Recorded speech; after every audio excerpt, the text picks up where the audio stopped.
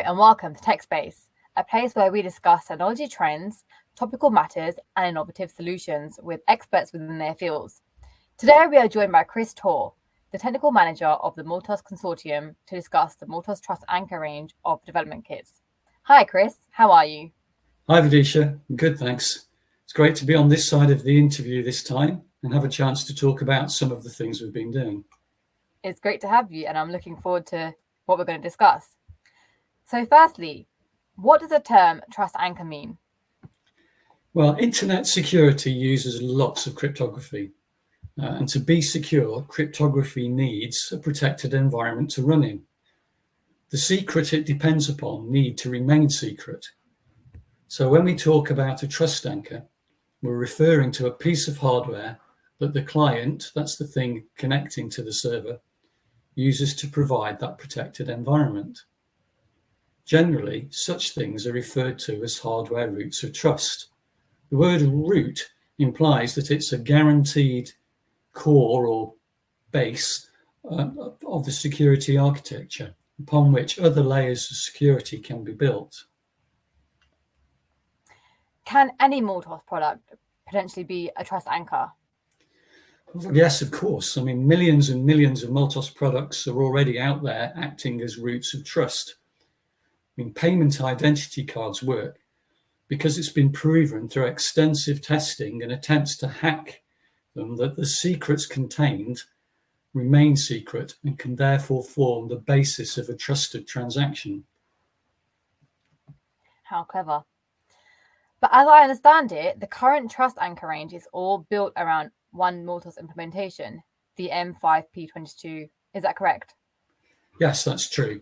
But this is a rather special MULTOS version. It runs on a chip that's much more flexible than in a standard payment card, but still with all the features of a payment card, including contactless. It's just like a small microcontroller with features such as I2C, SPI, serial ports, GPIO pins, timers, event handlers, etc. And it also has more storage than that usually found on a payment card. The core, though, still has the same level of security you'd find in payment and ID cards. Isn't technology just clever? There are currently 3 kits in the Trust Anchor range. Let's start with the most complicated looking, the IoT Developer Kit. What can it be used for? Well, this was our first kit, aimed at designers of embedded and IoT products. The idea is to allow those designing embedded products to integrate the MULTOS Trust Anchor into their design as either a crypto coprocessor or, as it's more often referred to, as a hardware security module, or as the main microcontroller in the design, say for a simple sensor. It works very much like other microcontroller development boards. You plug it into your PC using a USB cable, and program it using the free SDK. The actual MULTOS chip, this little square chip here, is on a breakout board which can be unplugged and used on a breadboard, say, for example, when doing bench prototypes. Thanks, Chris. Then we also have the similar looking Trust Core board. And how is that different? What can it be used for? Well, this little board essentially makes it convenient to connect the MULTOS chip as an HSM that other microcontrollers can communicate with. It plugs into their I2C bus. It's been specifically designed for the Raspberry Pi and Arduino header layouts. So there we have the Raspberry Pi connection, and on there we've got the I2C connection for the Arduino. It's also provided with demo software that performs HSM-style functionality and key management functions, which can be used to authenticate to web servers. So, for example, you can use it to perform the mutual TLS that's needed when attaching to Amazon AWS or the Microsoft Azure IoT platforms. Interesting. And finally, we have the Trust Hub USB device, which seems very different again. But how is that different and what is it for?